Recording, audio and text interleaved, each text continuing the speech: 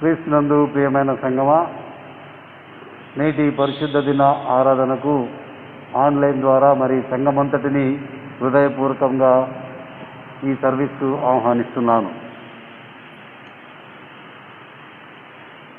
సమస్త దేశములారా యెహోవాకు ఉత్సాహధ్వని చేయుడి, సంతోషముతో యెహోవాను సేవించుడి.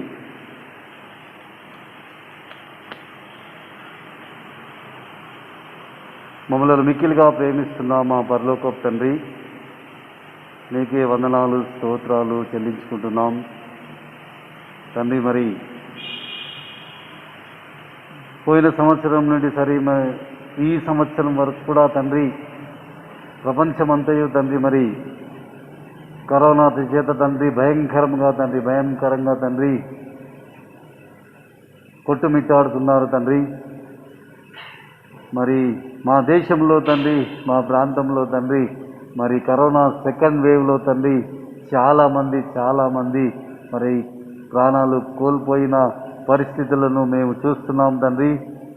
దానిలో భాగంగా తండ్రి మరి దైవదాసులకు కూడా తండ్రి మరి ఎంతోమందికి ఈ కరోనా సోకి తండ్రి కొంతమంది మరి సన్నిధిలో చేరి ఉంటున్నారు.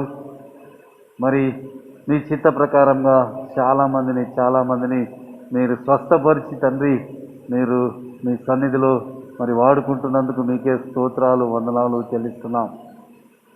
మా సంఘంలో కూడా తండ్రి మరి మీరిస్తున్న స్వస్థతను బట్టి, కరోనా నుండి మీరు తప్పిస్తున్న విధానాన్ని బట్టి మీకు వందనాలు స్తోత్రాలు చెల్లిస్తున్నాం తండ్రి. మరి ఈనాటి ఆరాధనకు తండ్రి కుటుంబాల ద్వారా తండ్రి నీ వాక్యాన్ని వింటున్న బిడ్డలందరినీ బట్టి మీకు వందనాలు స్తోత్రాలు చెల్లిస్తున్నాం.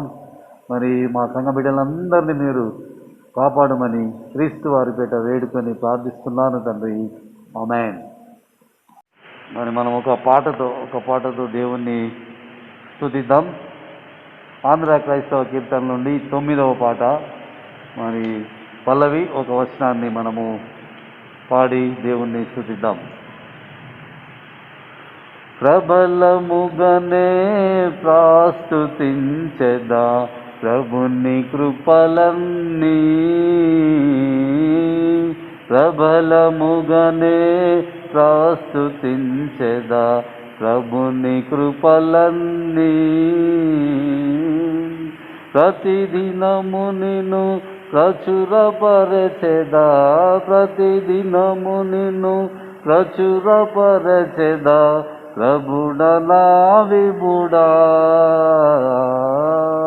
ప్రబలముగనే ప్రాస్తుతించెదా ప్రభుని కృపలన్నీ. నిమిషము నిన్ను భజించెదా నెమ్మనంబులను, నిమిషము నిన్ను భజించెదా నెమ్మనంబులను. శమదమాది సుగుణ శోభిత, శమదమాది సుగుణ శోభిత సమ్మదిని నిమ్మా. ప్రబలముగనే ప్రాస్తుతించెదా ప్రభుని కృపలన్నీ, ప్రబలముగనే ప్రాస్తుతించెదా ప్రభుని కృపలన్నీ.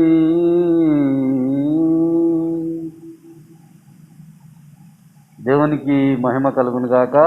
మనము ఈ సమయంలో మరి మీరు కూర్చున్న చోటనే మీ ఇళ్ళ నుండి మరి దేవుని వాక్యాన్ని పరిశుద్ధ దినంలో మీరు పాల్గొంటున్నారని విశ్వసిస్తూ ఉత్తర ప్రత్యుత్తరములు వాక్యాన్ని చదువుకుందాం.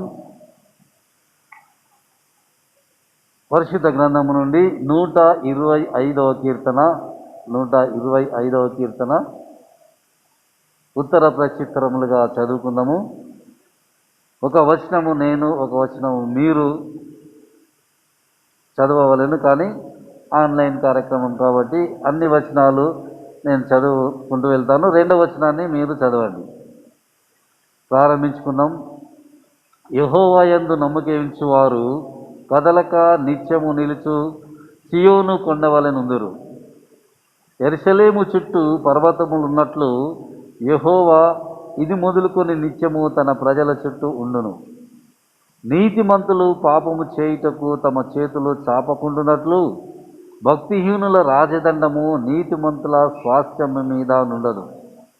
యెహోవా మంచివారికి మేలు చేయుము, యథార్థ హృదయులకు మేలు చేయుము. తమ వంకర త్రోవలకు తొలగిపోవు వారిని పాపము చేయువారితో కూడా యెహోవా కొనిపోవును. ఇశ్రాయేలు మీద సమాధానం ఉండునుగాక. దేవుడు తన పరిశుద్ధ వాక్యము దీవించునుగాక. ఈ వారము మరి దేవుని వాక్యాన్ని ఆన్లైన్లో మనకు అందించడానికి మరి మనకు మరొక ఆప్తులు, మన సంఘ శ్రేయోభిలాషులు, మన సీనియర్ పాస్టర్ రవికుమార్ గారి మరి సన్నిహితులు రెవరెండ్ వడ్నాల రాము గారు ఈ రోజున మనకు వాక్యం అందించడానికి మరి వారి అమూల్యమైన సమయాన్ని మనకు వెచ్చించి వాక్యాన్ని అందించుటకు సమ్మతించినారు. దాన్ని బట్టి దేవునికి వందనాలు చెల్లిస్తూ ఇప్పుడు మనం వేద వాక్య పఠనము చేసుకుందాము. వేద వాక్య పఠనముగా ఆదికాండము 16వ అధ్యాయము మొదటి నుండి 9 వచనాలను చదువుకుందాము. మీరున్న చోటనే మరి బైబిల్ తెరిచి మరి నాతో నేను చదువుతున్నప్పుడు మీరు గమనించవలనని మనవి చేస్తున్నాను. అబ్రహాము భార్య అయిన శారాయి అతనికి పిల్లలు కనలేదు. ఆమెకు హగరు అను ఐగుప్తురాలైన దాసి ఉండెను. కాగా శారాయి, ఇదిగో నేను పిల్లలు కనకుండా యెహోవా చేసి ఉన్నాడు, నీవు దయచేసి నా దాసితో పొమ్ము, ఒకవేళ ఆమె వలన నాకు సంతానము కలగవచ్చునని అబ్రహాముతో చెప్పెను. అబ్రహాము శారాయి మాట వినెను. కాబట్టి అబ్రహాము కానాను దేశములో 10 ఏళ్ళు కాపురమున్న తరువాత అబ్రహాము భార్య అయిన శారాయి తన దాసి అయిన హగరును ఐగుప్తురాలిని తీసుకొని తన పెనిమిటి అయిన అబ్రహామునకు భార్యగా ఉండునట్లు అతనికి ఇచ్చెను. అతడు హగరుతో పోయినప్పుడు అది గర్భవతి ఆయను. అది తాను గర్భవతి నైతినని తెలుసుకొనినప్పుడు దాని యజమానురాలు దాని దృష్టికి నీచమైనదాయను. అప్పుడు శారాయి, నా ఉసురు నీకు తగులును, నేనే నా దాసిని నీ కౌగిటికిచ్చిన తరువాత తాను గర్భవతి నైతినని తెలుసుకొనినప్పుడు నేను దాని దృష్టికి నీచమైన దాని నైతిని, నాకును నీకును యెహోవా న్యాయము తీర్చునుగాక అని అబ్రహాముతో అనెను. అందుకు అబ్రహాము, ఇదిగో నీ దాసి నీ చేతిలో ఉన్నది, నీ మనస్సు వచ్చినట్లు దాన్ని చేయుమని శారాయితో చెప్పెను.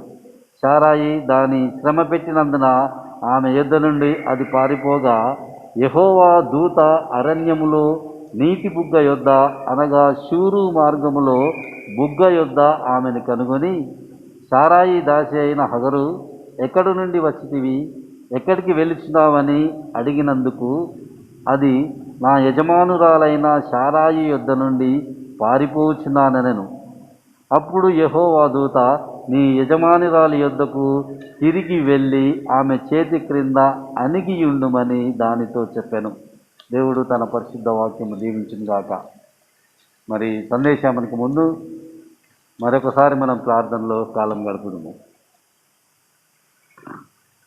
దయగల తండ్రి, కృపగల దేవ, గొప్ప దేవ, మా రక్షక, మా దేవుడు ఉంటున్నావు తండ్రి, నీకే స్తోత్రాలు వందనాలు చెల్లిస్తున్నాను. మరొకసారి తండ్రి నీ పాద సన్నిధిలోకి వస్తున్నాం. మా పరిస్థితులు తండ్రి, మా దేశ కాల పరిస్థితులు, మా ప్రాంత పరిస్థితులన్నీ మీకు బహుహాటంగా తెలిసి ఉన్నావు తండ్రి.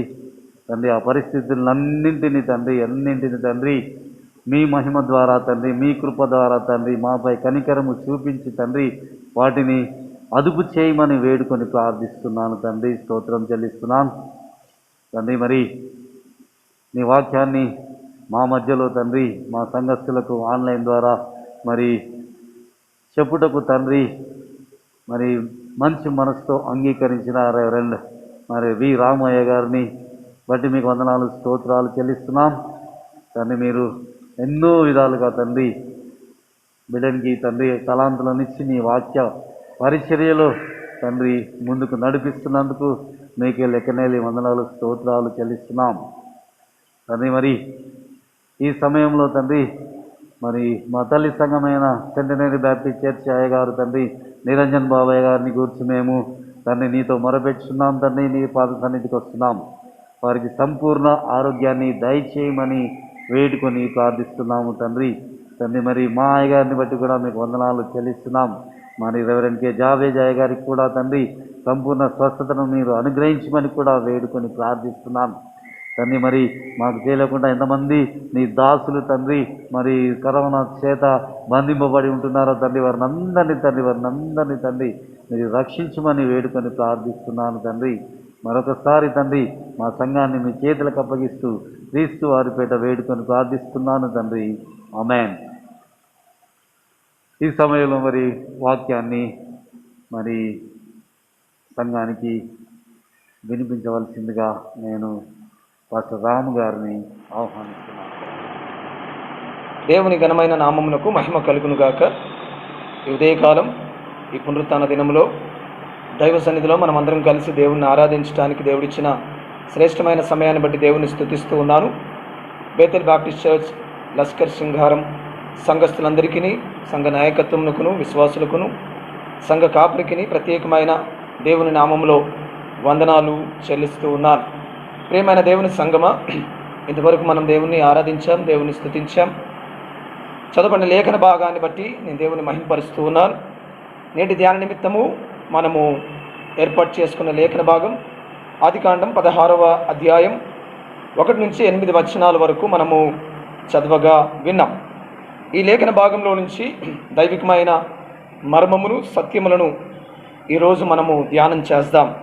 మరొకసారి ఆ వాక్యాన్ని చదువుతూ ఉండగా కొన్ని మాటలు మీకు జ్ఞాపకం చేసి దేవుని వాక్యం ద్వారా మరి మనం ముందుకు వెళ్దాం. ఆదికాండం 16వ అధ్యాయం 1వ వచనం. అబ్రాము భార్య అయిన సారాయి అతనికి పిల్లలు కలలేదు. ఆమెకు హాగరు అను ఐగుప్తురాలైన దాసి ఉండెను. కాగా సారాయి, ఇదిగో నేను పిల్లలు కనకుండా యెహోవా చేసి ఉన్నాడు. నీవు దయచేసి నా దాసితో పొమ్ము, ఒకవేళ ఆమె వలన నాకు సంతానం కలగవచ్చునని అబ్రహాముతో చెప్పెను. అబ్రాము సారాయి మాట వినెను. కాబట్టి అబ్రాము కానాను దేశంలో 10 ఏండ్లు కాపురం ఉన్న తర్వాత అబ్రాము భార్య అయిన సారాయి తన దాసి అయిన హాగరును ఐగుప్తురాల్ని తీసుకొని తన పెనిమిటి అయిన అబ్రామునకు భార్యగా ఉండినట్లు అతనికి ఇచ్చెను. అతడు హాగరుతో పోయినప్పుడు ఆమె గర్భవతి ఆయను. అది తాను గర్భవతి నైతినని తెలుసుకున్నప్పుడు దాని యజమానురాలు దాని దృష్టికి నీచమైనదాయను. అప్పుడు సారాయి, నా ఉసురు నీకు తగులును, నేనే నా దాసిని నీ కౌగుటికి ఇచ్చిన తర్వాత తాను గర్భవతి నైతినని తెలుసుకున్నప్పుడు నేను దాని దృష్టికి నీచమైన దానినైతిని. నాకును నీకును యెహోవా న్యాయం తీర్చునుగాక అని అబ్రాహాముతో అనెను. అందుకు అబ్రాహాము, ఇదిగో నీ దాసి నీ చేతిలో ఉన్నది, నీ మనస్సు వచ్చినట్లు దాన్ని చేయమని సారాయితో చెప్పెను. సారాయి దాని శ్రమ పెట్టినందున ఆమె యొద్ద నుండి అది పారిపోగా. ఈ లేఖన భాగాన్ని చదువుతూ ఉండగా మరి ఉదయకాలం దేవుడు మనతో మాట్లాడుతూ ఉన్నాడు. మనం ఈ సంఘటనను జ్ఞాపకం చేసుకుంటే మరి విశ్వాసములో మనకు మాదిరి అయిన, విశ్వాసములో మనకు తండ్రి అయిన అబ్రాహాం కుటుంబంలోని జరిగిన ఒక సంఘటన మన కళ్ళ ముందు కనబడుతుంది. అక్కడ 3 పాత్రల్ని మనం చూడొచ్చు: అబ్రాహాము, సారాయి, హాగరు.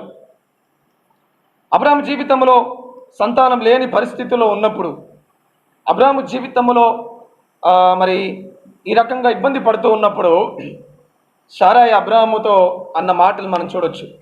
ఏమని అంటే, ఇదిగో నేను పిల్లలు కనకుండా యెహోవా చేసి ఉన్నాడు, నీవు దయచేసి నా దాసితో పొమ్ము, ఒకవేళ ఆమె వలన నాకు సంతానం కలగవచ్చునని అబ్రహాంతో చెప్పాను. ఇక్కడ మనం గమనిస్తే అబ్రహాంకు దేవుడిచ్చిన వాగ్దానం ఉంది 15వ అధ్యాయంలో. 16వ అధ్యాయంకి వచ్చేసరికి సారాయి అంటుంది, దేవుడు నాకు సంతానం లేకుండా చేశాడు, కాబట్టి నువ్వు హాగరుతో పో, ఆమె వల్ల ఒకవేళ సంతానం కలగవచ్చును అని ఆలోచన చేశాడు. వాస్తవానికి అబ్రహాము, సారాయి వారి ఇద్దరి మధ్యలో ఉన్న సమస్య వాస్తవానికి హాగరు జీవితంలో అసలు హాగర్కి అక్కడ పాత్ర లేనేలేదు, హాగర్ యొక్క ఇన్వాల్వ్మెంట్ లేనేలేదు. సారాయి పని కట్టుకొని ఏమంటుందంటే, నీవు దయచేసి నా దాసితో పొమ్ము అంటుంది. సారాయి జీవితంలో అనుకోని రీతిగా పెద్ద సమస్య వచ్చి పడింది. ఆ సమస్యను అధిగమించే విషయంలో అబ్రాహాంతో చెప్తూ ఏమంటుందంటే, నువ్వు హాగరుతో పో అని చెప్పి. ఆ తర్వాత మనం గమనిస్తే 7వ వచనం గమనిస్తే, 6వ వచనం చివరిలో ఒకవేళ మనం గమనిస్తే, సారాయి దాని శ్రమ పెట్టినందున ఆమె యొద్ద నుండి అది పారిపోగా. వాస్తవానికి ఇక్కడ హాగరు యొక్క పాత్ర ఏమీ లేదు. ఆమె ఇన్నోసెంట్. ఈ భార్యాభర్తల మధ్యలో వీరి కుటుంబంలో ఉన్న సమస్యతో ఈమెకు సంబంధమే లేదు. కానీ సారాయి అబ్రాహాంతో చెప్పి ఏమంటుందంటే, నా దాసితో నువ్వు వెళ్ళు, ఒకవేళ నీకు సంతానం కలుగుతుందేమో. అనగానే అక్కడ హాగరు యొక్క ఇన్వాల్వ్మెంట్ వచ్చేసింది. ఆ తర్వాత హాగరు గర్భవతి అయింది. ఆ గర్భవతి అయిన తర్వాత సారాయి అంటున్న మాటలు మనం గమనించండి. 6వ వచనం, అందుకు అబ్రాహాము, ఇదిగో నీ దాసి, నీ చేతిలో ఉన్నది, నీ మనసు వచ్చినట్లు దాన్ని చేయమని సారాయితో చెప్పెను. సారాయి అబ్రాహాంతో అన్న మాటలు గమనించండి. నేనే నా దాసిని నీ కౌటికి ఇచ్చిన తర్వాత తాను గర్భవతినైనని తెలుసుకున్నప్పుడు నేను దాని దృష్టికి నీచమైన దానినైతిని. నాకును నీకును యెహోవా న్యాయము తీర్చునుగాక అని అబ్రాహాంతో అన్నాడు. అబ్రాహాం పాత్ర కూడా ఏం లేదు. అబ్రాహాము సైలెంట్గానే ఉన్నాడు, హాగరు సైలెంట్గానే ఉంది. కానీ మధ్యలో సారాయి వాయిలెంట్గా అయిపోయింది. సంతానం లేదనే ఉద్దేశంతో అటు అబ్రహామును బాధపెట్టింది, ఇటు హాగర్ని బాధపెట్టేసింది. అబ్రహాంతో అంటుంది ఆమె ఏమని, నాకును నీకును యెహోవా న్యాయము తీర్చునుగాక అంటుంది. అబ్రహాం ఏం అన్యాయం చేశాడు? హాగర్ ఏం అన్యాయం చేసింది? అప్పుడు అబ్రహాం అంటాడు 6వ వచనంలో, ఇగో నీ దాసి నీ చేతిలో ఉన్నది, నీకు ఇష్టం వచ్చినట్లు చేయనగానే సారాయి దాన్ని శ్రమ పెట్టినందున ఆమె యొద్ద నుండి అది పారిపోగా. క్షేమంగా ఉన్న పరిస్థితి, సంతోషంగా ఉన్న పరిస్థితి, సమాధానంగా ఉన్న పరిస్థితి, అనుకోని రీతిగా పెద్ద సమస్య వచ్చి పడింది. ఇటు అబ్రహాం జీవితంలో, అటు హాగరు జీవితంలో సమస్య వచ్చి పడ్డది. తర్వాత మనం వచనాలు గమనిస్తే అబ్రహాం కూడా ఏం చేస్తాడంటే, ఇదిగో నీ దాసి నీ చేతిలో ఉన్నది, నీకు ఇష్టం వచ్చినట్టు చేయి అంటాడు. ఆయన కూడా పక్కకి వెళ్ళిపోతాడు. ఇక వచ్చిన సమస్యల్లో ఎవరికి అంటే హాగరుకు వచ్చింది. ఏం జరిగిందంట, సారాయి దాన్ని శ్రమ పెట్టినందున ఆమె యొద్ద నుండి అది పారిపోయిందంట. పారిపోయింది. ప్రియమైన దేవుని బిడ్డలారా, దేవుడు జ్ఞాపకం చేస్తున్నాడు. ఆ తర్వాత మనం గమనిస్తూ వస్తూ ఉంటే దేవుని వాక్యాన్ని ఒకవేళ మనం గమనిద్దాం. 13వ వచనంలో సారాయి అంటుంది ఏమని, అది చూచుచున్న దేవుడవు నీవు అను పేరు తనతో మాట్లాడిన యెహోవాకు పెట్టెను, ఎలయనగా నన్ను చూచిన వాడిని నేను ఇక్కడ చూచితిని కదా అని అనుకున్నాను. హాగర్ జీవితంలో జరిగిన ఈ అద్భుతమైన సంఘటనను ఈరోజు మన దైవాంశంగా మనం జ్ఞాపకం చేసుకోబోతున్నాం. సారాయి హాగర్ను బాధ పెడితే ఆమె అక్కడి నుంచి వెళ్ళిపోయింది. ఆ తర్వాత అక్కడ దేవుడు ఎంటర్ అవుతాడు. 7వ వచనంలో గమనిస్తే, యెహోవా దూత అరణ్యములో నీటి బొగ్గ యొద్ద అనగా షూరు మార్గమున బొగ్గ యొద్ద ఆమెను కనుగొని. సారాయి ఆమెను బాధ పెడితే ఆ బాధను తట్టుకోలేక వెళ్ళిపోతుంది. ఆ వెళ్ళిపోతున్నప్పుడు ఏం జరిగింది అంటే దేవుడు ఇన్వాల్వ్ అయినాడు అక్కడ. యెహోవా దూత ఆమెను కనుగొనను అని రాశాడు. అయితే తర్వాత కృతజ్ఞతగా 13వ వచనంలో ఆమె ఏమంటుందంటే, నన్ను చూచుచున్న దేవుడవు నీవే అను పేరు తనతో మాట్లాడిన యెహోవాకు పెట్టెను. ఆమె దేవునికి ఒక పేరు పెట్టింది. ఏమని? చూచుచున్న దేవుడు. ఉదయకాలం మన ధ్యానాంశం చూచుచున్న దేవుడు, the God who sees us. దేవుడు మన స్థితిగతుల్ని, మన పరిస్థితుల్ని, మన సమస్యలన్నింటినీ చూచే దేవుడు. ఈ కుటుంబంలో ఈ ముగ్గురు మధ్యలో జరుగుతుంది అది. సంతానం లేని పరిస్థితిలో అబ్రహాం సారాయి మధ్యలో సమస్యలు వచ్చాయి. దేవుడు నాకు సంతానం లేకుండా చేసిండు అని చెప్పేసి ఆమె డైలాగులు కొట్టేసింది. ఆ తర్వాత హాగర్ని ఇన్వాల్వ్ చేశారు. ఆ హాగర్ గర్భవతి అయిన తర్వాత సమస్య ఇంకా పెద్దగా అయిపోయింది. ఈ ముగ్గురు మధ్యలో జరుగుతున్న సంఘటన ఎవరికి తెలియదు, ఎవరికి తెలియదు. గొప్పోళ్ళ ఇళ్లలో, పెద్దవారి ఘనత కలిగిన వారి ఇళ్లలో ఏం జరిగినా బయటికి తెలియదు. పేదవాని దగ్గర ఏమైనా జరిగితే మాత్రం అందరూ తెలిసిపోతుంది. అలాగే ఈ ముగ్గురు మధ్యలో జరిగిన సంఘటన ఎవరికి తెలియలే, కానీ ఒకరు చూస్తున్నారు. అది ఎవరు? దేవుడు. నన్ను చూచుచున్న దేవుడు నీవే అని ఆమె పేరు పెట్టిందట. ఇదే కాలం మన పరిస్థితులు ఎలా ఉన్నా, మన స్థితిగతులు ఎలా ఉన్నా, మన సమస్యలు ఎలా ఉన్నా, మన ఇరుకులు ఎలా ఉన్నా, మన ఇబ్బందులు ఎలా ఉన్నా, దేవుడు మనల్ని చూస్తున్నాడు అనే విషయాన్ని మనం జ్ఞాపకం చేసుకోవాలి. హాగర్ సారాయి అనుకుంది, ఆమె ఇష్టం వచ్చినట్టు చేయొచ్చు అనుకుంది. అబ్రాహాం కూడా ఏమన్నాడు? నా పాత్ర ఏం లేదు, నువ్వు చేసుకోమంటే చేసుకున్నాను, ఇప్పుడు నీ ఇష్టం అని చెప్పేసి ఆయన పక్కకి తప్పుకున్నాడు. వచ్చిన కష్టమంతా ఇప్పుడు హాగర్కి వచ్చి పడ్డది. హాయిగా ఆ కుటుంబంలో దాసిగా ఉంటూ తన పనులు ఏందో చేసుకుంటూ హాయిగా ఉండాల్సిన వ్యక్తి ఇప్పుడు అక్కడి నుంచి పారిపోవాల్సిన పరిస్థితి వచ్చింది. అయితే ఆ సంఘటనల్లో, ఆ పరిస్థితుల్లో దేవుడు ఆమెను దర్శించాడు. ఆ దర్శించిన దేవునికి చూచుచున్న దేవుడు నీవే అని పేరు పెట్టింది. సో దేవుడు హాగరు జీవితంలో ఏమి చూశాడు? హాగర్కి ఏం జరిగింది? హాగరు యొక్క బాధ ఏంటి? ఇదే కాలం దేవుడు మనతో మాట్లాడుతూ ఉన్నాడు. అక్కడ మనం గమనిస్తే 6వ వచనంలో సారాయి దాని శ్రమ పెట్టినందున ఆమె యుద్ధ నుండి అది పారిపోగా అనే మాటను రాశారు. పారిపోవడం అంటే ఫిజికల్గా ఒక వ్యక్తి పారిపోవాలి అంటే కదలాలి, వ్యక్తి యొక్క ఇన్వాల్వ్మెంట్ ఉంటుంది.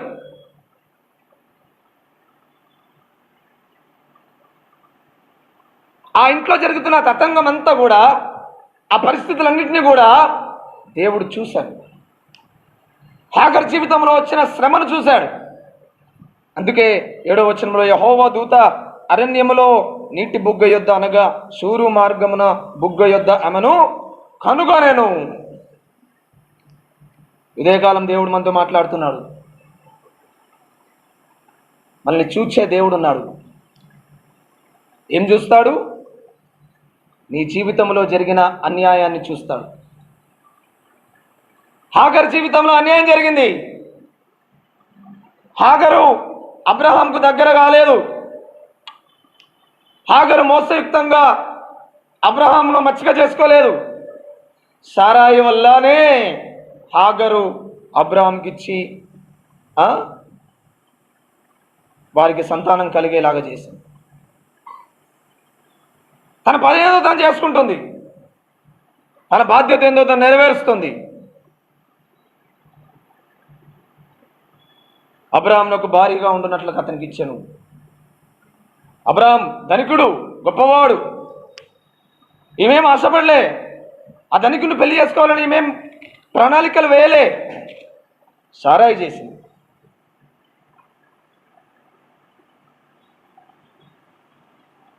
అయితే ఇప్పుడు ఆమె గర్భవతి అయిన తర్వాత ఏమైంది?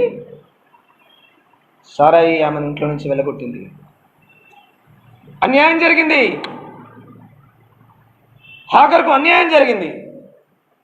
ఆ జరిగిన అన్యాయాన్ని చూచిన దేవుడు, అందుకే 7వ వచనంలో ఏం రాశాడు? యెహోవా దూత అరణ్యంలో నీటి బుగ్గ యొద్ద అనగా షూరు మార్గంలో బుగ్గ యొద్ద ఆమెను కనుగొని పారిపోతుంది. ఈమె పారిపోతుంటే దేవుడు ఆమెను కనుగొన్నాడు. ఈరోజు దేవుడు మనల్ని చూస్తున్నాడు. నీ జీవితంలో, నీ కుటుంబంలో, నీ వ్యక్తిగత జీవితంలో నువ్వు అనుభవిస్తున్న ప్రతి శ్రమను మన దేవుడు చూస్తున్నాడు. God sees everything in our life.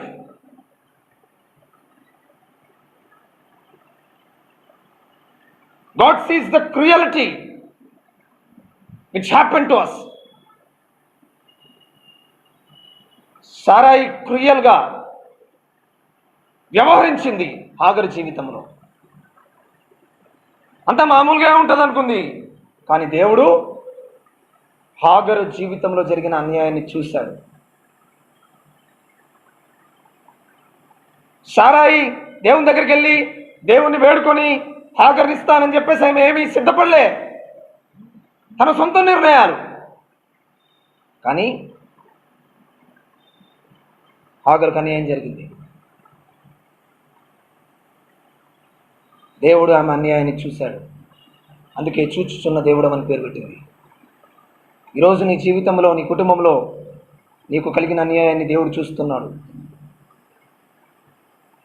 నీకు జరిగిన మోసాన్ని దేవుడు చూస్తున్నాడు. నీకు కలిగిన బాధను దేవుడు చూస్తున్నాడు. ఆర్థికంగా నిన్ను ఎవరైనా మోసం చేయొచ్చు, మాటపరంగా నిన్ను ఎవరైనా మోసం చేయొచ్చు. సో శరీరీతిగా ఆమె కలిగిన బాధను దేవుడు చూశాడు. ఏందా బాధ? పారిపోవాల్సిన పరిస్థితి వచ్చిందామె. The God who sees us, మనల్ని చూచే దేవుడు.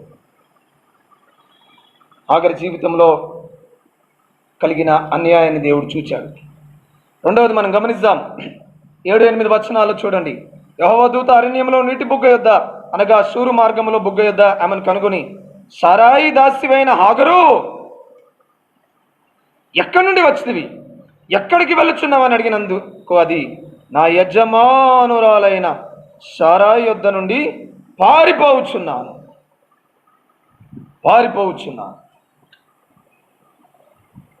చూడండి, హాగర్ని గమనించండి. పారిపోతుంది, దుఃఖంతో పారిపోతుంది. దుఃఖం, వేదన. వాక్యం ఎలా రాశారంటే సారాయి దాస్యమైన హాగరు అని రాశారు. సారాయికి ఇంపార్టెన్స్ ఇచ్చారు అక్కడ.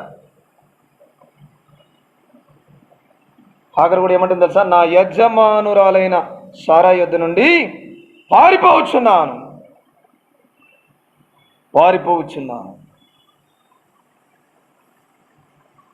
ఎంత దుఃఖం కలిగి ఉండొచ్చు హాగరు. నేనేం తప్పు చేశాను? నేనేమన్నాను? మా యజమానురాలు, ఆమె నాకు యజమానురాలే, మా మేడం చాలా మంచిది, కానీ ఎందుకు ఇలా ప్రవర్తించిందో నాకు తెలియదు అని బాధపడుతుంది. ప్రియమైన దేవుని బిడ్డలారా, ప్రభు అక్కడ జ్ఞాపకం చేస్తున్నాడు. చెప్తుంది ఆమె, అబ్రహాము నుంచి పారిపోతున్నాను చెప్పట్లేదు, నా యజమానురాలైన సారాయి యొద్ద నుండి పారిపోవచ్చున్నా. అంటే ఆమెకు మనోవేదన ఉంది. ఎందుకు ఇలా చేసింది ఈమె? ఎందుకు ఇలా అయింది? నాకు నేనేం తప్పు చేశాను? నా పాత్ర ఏంటి? నేను వివాహం ఆడాలనుకోలేదే, నా సంతానం అబ్రహాం సంతానంగా ఉండాలని నేను కోరుకోలేదే. మా యజమానురాలు ఈ ప్రణాళిక రచించింది, ఆమె చెప్పినట్టు చేశాను. కానీ ఇప్పుడు మా యజమానురాలు నన్ను తరిమేసింది. నా యజమానురాలైన సారాయి యొద్ద నుండి పారిపోవచ్చున్నా. హాగరు జీవితంలో జరిగింది రెండోది ఏం తెలుసా? ఆవేదన. దేవుడు ఆమె ఆవేదనను చూశాడు, అడిగాడు, ఏంటమ్మా ఏమైంది? ఎటుపోతున్నావు? ఎందుకు బాధపడుతున్నావు? నువ్వు హాగరు కదా, నువ్వు సారాయి దాసివి కదా, ఎక్కడ పోతున్నావు? నా యజమానురాలు నన్ను తరిమేసింది అంట. ఎంత ఆవేదన! దేవుడు నీ అంతరంగంలోని ఆవేదనను చూస్తాడు. మొదట నీ జీవితంలో జరిగిన అన్యాయాన్ని చూశాడు, అంటే ఫిజికల్గా, భౌతికంగా నీకు కలిగిన నష్టాన్ని చూశాడు, నువ్వు కోల్పోయిన విషయాన్ని చూశాడు. ఆమె పారిపోతుంది ఫిజికల్గా, గర్భముతో ఉంది ఆమె, గర్భంతో ఉన్న ఆమె నడవడమే కష్టం. అలాంటి వ్యక్తి పారిపోతుంది, ఎందుకంటే సారాయి శ్రమ పెడుతుంది ఆమెని, ఫిజికల్గా ఆమెను టార్చర్ చేస్తుంది. శరీరీతిగా నీకు కలిగిన బాధను చూస్తాడు. రెండవది మానసికంగా నీ అంతరంగంలోని క్షోభను చూస్తాడు. God sees the cruelty which happened to you. Second thing, God sees the cry of each and every person. నువ్వు కార్చే ప్రతి కన్నీటి బొట్టును దేవుడు చూస్తాడు. హాగర్ జీవితంలో జరిగిన అన్యాయం, ఎమోషనల్, మానసికంగా ఆమెకు కలిగిన బాధ, చాలాసార్లు మనసులో మనకు బాధ కలుగుతుంటుంది. ఎందుకు ఇలా జరిగింది? నేనేం తప్పు చేశాను? నా పాత్ర ఏంటి అని చాలాసార్లు మనం అనుకుంటూ ఉంటాం. మన ప్రమేయం లేకుండానే మనం బాధపడుతూ ఉంటాం. ఉదయకాలం ప్రభు మనతో మాట్లాడుతున్నాడు. ప్రియమైన సంగమా, హాగర్ అంటుంది, విశ్వాసులకు తండ్రి అయిన అబ్రహాం కుటుంబంలో ఉన్న హాగర్ అంటుంది, నన్ను చూచుచున్న దేవుడు నీవే. నేను నా యజమానురాలు ఇంట్లో ఉన్నాను కానీ నన్ను వ్యక్తిగతంగా పట్టించుకున్న వారు అక్కడ ఎవరు లేరు, కానీ నువ్వు నన్ను చూస్తున్నావు. ఆ ముగ్గురు మధ్యలో జరిగిన ఆ సంఘటనల్లో దేవుడు హాగరుకు జరిగిన అన్యాయాన్ని చూశాడు. దేవుడు హాగరు జీవితంలోని ఆవేదనను చూశాడు. ఆవేదన అంటే అంతరంగంలో ఉండే బాధ, అది హృదయంలో కలిగే క్షోభ, మనస్సులో కలిగే ఒత్తిడి, ఎవరికి చెప్పుకోలేని పరిస్థితి. అక్కడ అంటుంది, నా యజమానురాలైన సారా యొద్ద నుండి పారిపోవచ్చును.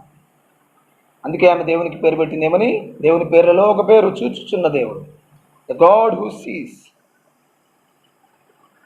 ప్రియమైన దేవుని బిడ్డలారా, ఈరోజు ప్రభు మనతో మాట్లాడుతున్నాడు. సో హాగర్ జీవితంలో జరిగిన అన్యాయాన్ని చూశాడు, హాగర్ జీవితంలో కలిగిన ఆవేదన చూశాడు. అంటే ఫిజికల్గా, శారీరకంగా ఆమె కలిగిన కష్టాన్ని చూశాడు. సారాయి పెట్టిన బాధను చూశాడు. ఎలా బాధ పెడుతుందో, మాటలతో బాధ పెడుతుందో, చేతులతో బాధ పెడుతుందో. దాసి కదా, అందుకే అబ్రహాం ఏమంటాడు 6వ వచనంలో, నీ మనస్సు వచ్చినట్లు దాన్ని చేయమని అంతా అన్నాడు. నీకు ఇష్టం వచ్చినట్టు చేయి, కొట్టు, తిట్టు, ఏమన్నా చేయి. ఎంత బాధ పెట్టిందో దేవుడు ఆమెను బాధను చూశాడు. రెండవది, ఆమె హృదయ వేదనను చూశాడు. ఈరోజు దేవుడు మనతో మాట్లాడుతున్నాడు. నీకు జరిగిన అన్యాయాన్ని దేవుడు చూస్తున్నాడు. నీకు కలిగిన కష్టాన్ని దేవుడు చూస్తున్నాడు. రెండవది, నీ జీవితంలో కలిగిన కన్నీటిని దేవుడు చూస్తున్నాడు. నీ ఆవేదనను చూస్తున్నాడు. నువ్వు మౌనంగా ఏడుస్తూ ఉన్న స్థితిని చూస్తున్నాడు. నీకు జరిగిన అన్యాయాన్ని బట్టి తలుచుకొని నువ్వు బాధపడుతున్న స్థితిని చూస్తూ ఉన్నాడు. హాగరు ఐగుప్తీయురాలు, అన్యురాలు, దేవుని ఎరగని బిడ్డ, కానీ దేవుడు ఆమె జీవితంలో జరిగింది చూశాడు. అబ్రహాం పక్షంగా లేడు, అక్కడ హాగరు పక్షంగా ఉన్నాడు.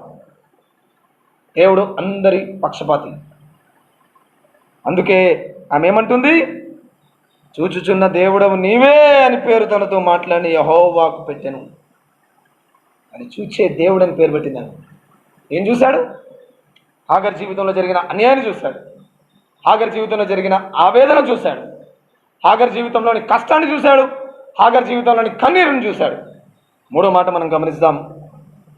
దేవుని వాక్యాన్ని ధ్యానిస్తూ ఉందాం. అప్పుడు దేవుడు ఆమెతో అంటున్నాడు 9వ వచనం నుంచి, ఇప్పుడు యెహోవా దూత నీ యజమానురాలి యొద్దకు తిరిగి వెళ్ళి ఆమె చేతి క్రింద అణిగి ఉండమని దానితో చెప్పాను. మరి యెహోవా దూత నీ సంతానం నిశ్చయంగా విస్తరింపజేసదు, అది లెక్కింప వీలులేనంత విస్తారమగును దాంతో చెప్పాను. మరి యెహోవా దూత, ఇదిగో యెహోవా నీ మొర వినెను, నీవు గర్భవతివై ఉన్నావు, నీవు కుమారుని కని అతనికి ఇష్మాయేల్ అని పేరు పెట్టదు. హల్లెలూయా. హాగర్ జీవితాన్ని దేవుడు చూశాడు. హాగర్ జీవితంలో జరుగుతున్న బాధను చూశాడు. హాగర్ జీవితంలోని ఆవేదన చూశాడు. అంత మట్టుకే కాదు, దేవుడు హాగర్ జీవితంలో 3వ విషయాన్ని చూశాడు. ఏం చూశాడో తెలుసా? 11వ వచనంలో అంటాడు, మరి యెహోవా దూత, ఇదిగో యెహోవా నీ మొర వినెను. మనం చదివిన లేఖన భాగాన్ని పైనుంచి చూస్తే ఎక్కడ కూడా హాగరు దేవునికి ప్రార్థన చేసినట్టుగా లేదు. నీ మొర వినెను అంటాడు. ఇప్పుడు దేవుని దూత ఆమెతో మాట్లాడుతున్నప్పుడు కూడా ఈమెమన్నది, నా యజమానురాలైన సారా యొద్ద నుంచి పారిపోతున్నాను అన్నది. కానీ ఆమె నన్ను బాధ పెట్టింది, ఆమె నాకు కష్టం కలిగించింది, ఆమె నన్ను టార్చర్ చేసింది, అవన్నీ ఏం చెప్పలే. అసలు దేవుని దూతతో కూడా ఏం మాట్లాడలేదు సరిగా. కానీ 11వ వచనంలో దేవుని దూత ఏమంటున్నాడు తెలుసా? ఇదిగో యెహోవా నీ మొర వినెను. యెహోవా నీ మొర వినను అంటే సారాయి హాగర్తో చెప్పింది, అమ్మా అబ్రాహాము సార్తో నీకు పెళ్లి చేస్తాను అన్నప్పుడు ఒక కన్యకగా, ఒక యవనురాలుగా, ఒక యవనస్తుడుగా, మంచి భక్తులుగా, పెళ్ళంటే కొంతమంది ప్రార్థన చేసుకుంటాం. నిజమైన భక్తులు ప్రార్థన చేస్తారు, ఒక మంచి సంబంధం కుదరాలి, మంచి ఆత్మీయ జీవితం కలిగిన వ్యక్తి నాకు భర్తగా లేక భార్యగా రావాలని ప్రార్థన చేసుకుంటాం. ఒకవేళ ఆమె కూడా అలా కళ్ళలు కన్నది కావచ్చు. ఆమె యవనురాలుగా ఉన్నప్పుడు నేను కూడా మంచిగా వివాహం చేసుకోవాలి, చక్కటి సంతానాన్ని కనాలి, నా జీవితం కూడా బాగుండాలని ఆమె ప్రార్థన చేసిందంట. రాయలే అక్కడ, కానీ ఆమె ప్రార్థనా జీవితాన్ని కూడా దేవుడు చూశాడు. హల్లెలూయా. యెహోవా నీ మొర వినను. ఏం జరుగుతుందంట? నీవు గర్భవతివై ఉన్నావు, ఆల్రెడీ ప్రెగ్నెంట్ ఆమె. నీవు కుమారుని కని అతనికి ఇస్మాయిల్ అని పేరు పెడతావు. అతడు అడవి గాడిద వంటి మనుష్యుడు, అతని చేయి అందరికీ అందరి చేతులు అతనికి విరోధంగా ఉండును, అతడు తన సహోదరులందరి ఎదుట నివసించునని అతనితో చెప్పాను, ఆమెతో చెప్పాను. మూడవది, దేవుడు హాగర్ జీవితంలో ఏం చూశారు తెలుసా? ఆమె జీవితంలోని ఆత్మీయ స్థితిని చూశారు. God saw her spiritual life. దేవుడు బహిరంగ జీవితాన్ని చూస్తాడు, దేవుడు నీ అంతరంగంలోని స్థితిగతులు చూస్తాడు, దేవుడు నీ ఆత్మీయ జీవితాన్ని చూస్తాడు. God sees your spiritual life. ఈ సందర్భాల్లో ఎక్కడ కూడా ప్రార్థన గురించి రాయబడలే, మొరపెట్టినని రాయబడలే. సారాయి కూడా దేవుణ్ణి ప్రార్థన చేసి నేను అబ్రాహాంని హాగర్కి ఇస్తున్నాను, వాళ్ళ ద్వారా నాకు సంతానం ఈ ప్రభు అని ఆమె కూడా ఏం ప్రార్థన చేయలే. అబ్రాహాం కూడా ప్రార్థన చేసి ఏం డిసైడ్ చేసి నీ ఇష్టమమ్మా హాగర్ నీ చేతిలో నువ్వు ఏమైనా చేసుకో, ప్రార్థన చేసినా దేవుడు ఏమన్నాడని చెప్పలే. ఎవరు ప్రార్థన చేసినట్టుగా రాయలేదు. కానీ హాగరు గురించి దేవుడు ఏమన్నాడు? యెహోవా నీ మొర వినను, నీ మొర విన్నాను. ఒకవేళ ఇట్లా ప్రార్థన చేసుకుంటేమేమో మా మేడం గారు సారాయి అమ్మ అబ్రాహాం సార్తో నాకు పెళ్లి చేస్తుంది, నేను ఒక ఐగుప్తురాలు దాసిని, నాకు ఇంతటి వాడితో పెళ్ళేంటి, అయినా దేవా నీకు వందనాలు, మరి నాకు పెళ్లి చేసేది ఎందుకు, నాకు సంతానం కలిగితే అది వాళ్ళ బిడ్డగా ఉంటుందని వాళ్ళు కోరుకుంటున్నారు, వారి కోరిక తీర్చండి, ఆ రకంగా జరగని. అంతగా ఇష్టపడి ఆమె దాసిగా ఉన్న నన్ను తీసుకుపోయి యజమానుడికి ఇచ్చి పెళ్లి చేస్తుంది కదా, ఆమె కోరుకున్నట్టుగా నాకు గర్భాన్ని తెరువు అని మనసులో ప్రార్థన చేసుకుంది. లేకపోతే ఆమె ఆశ ఆవిరైపోతుంది, నా యజమానురాలి ఆశ ఆవిరైపోతుంది, ఆ యజమానురాలు కోరుకున్నట్టు నాకు జరగని అని అనుకున్నది. ఆమె మనసులో చేసుకున్న ప్రార్థన కూడా దేవుడు చూచాడు. ఉదయకాలం ప్రియ సంగమా, దేవుడు నీవు భౌతిక జీవితంలో అనుభవిస్తున్న శ్రమను చూస్తాడు, నీ మనసులో కలిగిన కల్లోలాన్ని చూస్తాడు, నీ ఆత్మీయ జీవితంలోని ఆశీర్వాదాన్ని చూస్తాడు. God sees the cruelty which happened to you. God sees your cry and God sees your faithful cause. నీ పరిశుద్ధమైన జీవితాన్ని దేవుడు చూస్తాడు. సారాయి జీవితంలో దేవుడు ఏం చూశాడు? హాగర్ జీవితంలో దేవుడు ఏం చూశాడు? అబ్రాహాం జీవితంలో దేవుడు ఏం చూశాడు? వాళ్ళ గురించిన ప్రస్తావన అక్కడ రాలేదు, కానీ హాగర్ గురించిన ప్రస్తావన. ఎందుకంటే అన్యాయానికి గురైంది హాగరే. సారాయి మంచిగానే ఉంది, అబ్రాహాం మంచిగానే ఉన్నాడు, నాకేం తెలియదు అన్నట్టుగానే ఉన్నాడు. నష్టం కలిగింది హాగర్కి. హాగర్ జీవితంలో నీ అన్యాయాన్ని చూశాడు, హాగర్ జీవితంలోని ఆవేదనను చూశాడు, హాగర్ జీవితంలోని ఆత్మీయ స్థితిని చూశాడు. ఈరోజు నీ జీవితంలో ఎలాంటి అన్యాయం నీకు జరిగినా, ఎవ్వరు నీకు అన్యాయం చేసినా దాన్ని చూచే దేవుడున్నాడు. ఒకవేళ ఈరోజు నువ్వు ఆవేదనతో ఉండొచ్చు, ఈ కరోనా పరిస్థితులను బట్టి భయం ఉండొచ్చు, బాధ ఉండొచ్చు, నీ మనసులో హృదయాంతరంగంలో ఎమోషనల్గా నువ్వు డిప్రెస్ అయిన స్థితిలో ఉండొచ్చు. అయ్యో ఎట్లా ఎట్లా ఎట్లా నీ హృదయాంతరంగంలోని బాధను కూడా చూస్తాడు. మూడవది, నీ ప్రతి ప్రార్థనను చూస్తాడు దేవుడు. నువ్వు దేవునికి మొరపెట్టిన ప్రతి విషయాన్ని చూస్తాడు. నువ్వు ప్రార్థన చేసిన సంగతి ఎవరు తెలియదు. ఇక్కడ హాగరు ప్రార్థన చేసిన సంగతి కూడా ఎవరు తెలియదు, ముందు రాయలేదు. అక్కడ అంటాడు 11వ వచనంలో, ఇదిగో యెహోవా నీ మొర వినను, నీవు గర్భవతి అయి ఉన్నావు, నీవు కుమారుని కని అతనికి ఇష్మాయేలు అని పేరు పెడతావు. అయితే 13వ వచనంలో ఆమె అంటుంది, అది చూచుచున్న దేవుడవు నీవే అను పేరు తనతో మాట్లాడిన యెహోవాకు పెట్టెను. ఎలైనగా నన్ను చూచిన వాణ్ణి నేను ఇక్కడ చూచితిని కదా అని అనుకునేవాను. హాగర్ దేవునికి ఏం పేరు పెట్టింది? నన్ను చూచుచున్న దేవుడవు నీవు. ఎందుకు? సారాయి హాగర్ను బాధ పెడుతుంటే దేవుడు చూశాడు. అబ్రహాం అడ్డుకోలేదు. పారిపోతుంది, మనోవేదనతో పారిపోతుంది. నా యజమానురాలు నన్ను పంపించింది, నేనేం తప్పు చేశాను, ఆమె దగ్గర మంచిగా ఉన్నాను, మంచిగా పని చేశాను. మనసులోని ఆవేదన చూస్తాడు. 3 areas ఆఫ్ అవర్ లైఫ్. నీ ఫిజికల్ లైఫ్లో జరిగిన క్రుయాలిటీని చూస్తాడు, నీ అంతరంగంలోని ఆవేదనను చూస్తాడు, నీ ఆత్మీయ జీవితంలోని భక్తిని చూస్తాడు. He sees our spiritual cause. ప్రియమైన దేవుని సంగమా,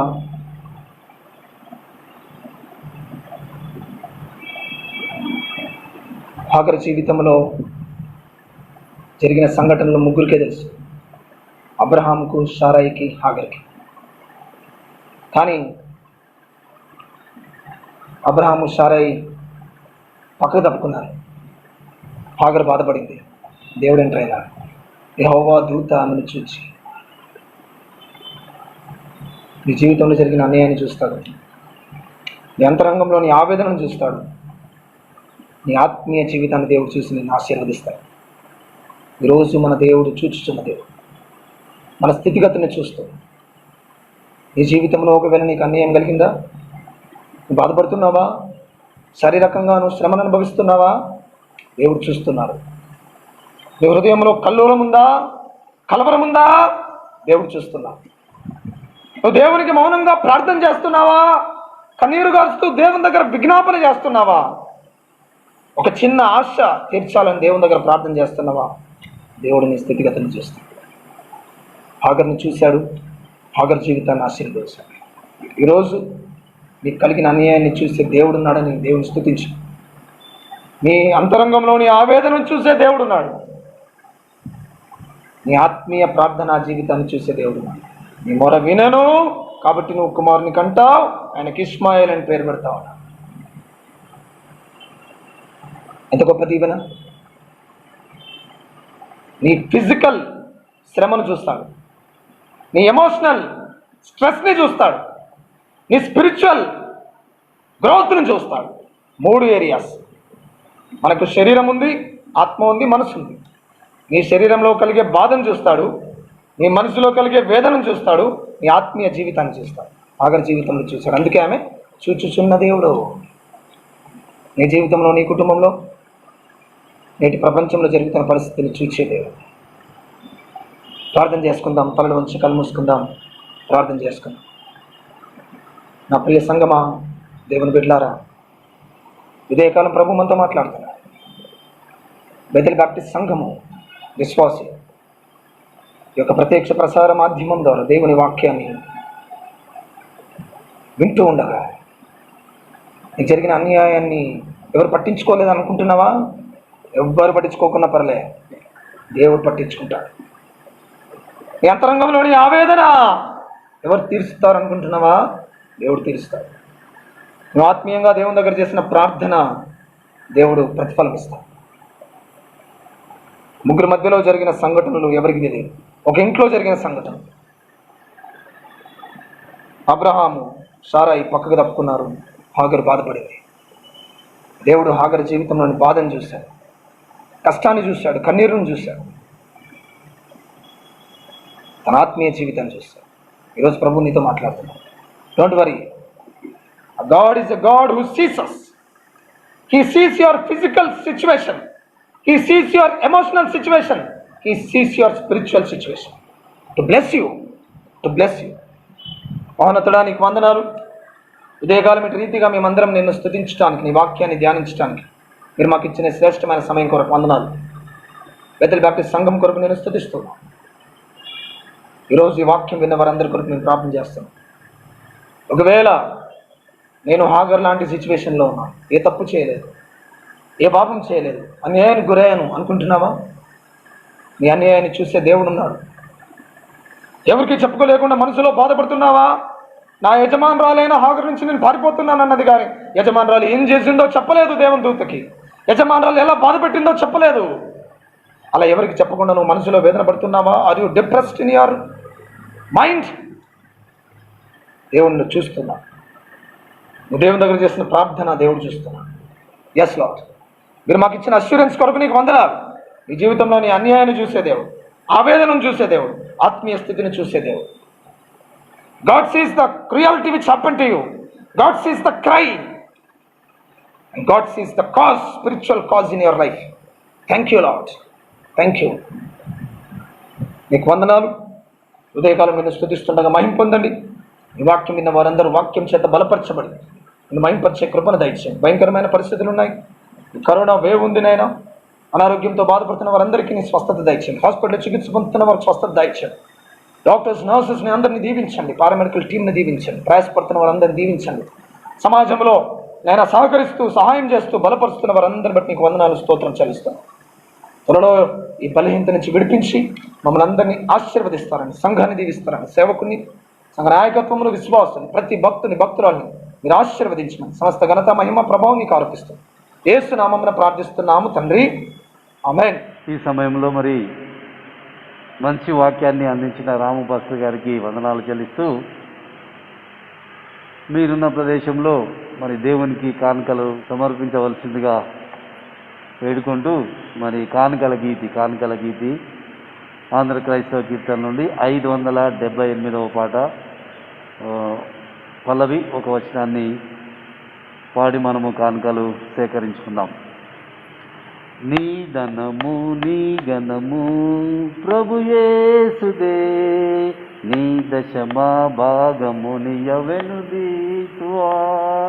నీ ధనము నీ ఘనము ప్రభు యేసుదే, నీ దశమా భాగము నియవెనుదీతువా.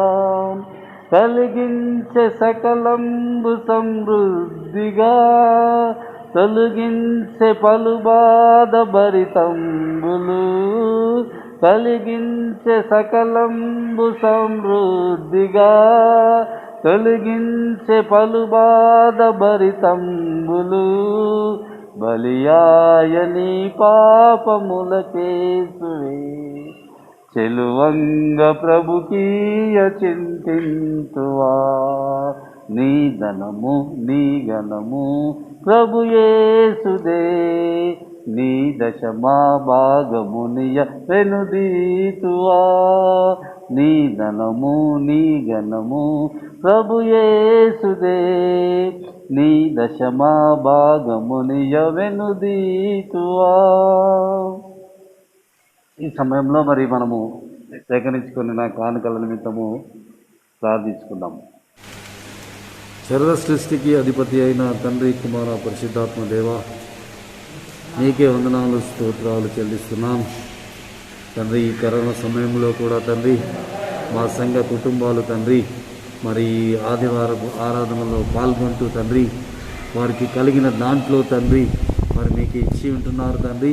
వారిని ఆశీర్వదించండి తండ్రి. మరి వారు ఇచ్చిన దానికంటే మరి 10 50 తండ్రి మరి వారికి రెట్టింపు దయచేయమని కూడా వేడుకొని ప్రార్థిస్తున్నాం. చాచిన ప్రతి హస్తాన్ని మీరు ఆశీర్వదించండి తండ్రి.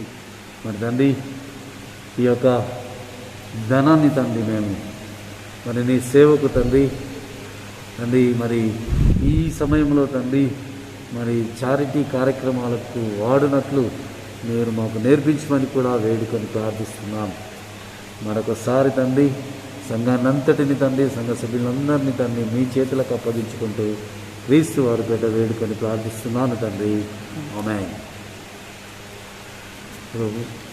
పరలోక ప్రార్థన మరి రాము పాస్టర్ గారి ఆశీర్వాదముతో నేటి పరిశుద్ధ దిన ఆరాధనని మనము ముగించుకుందాం.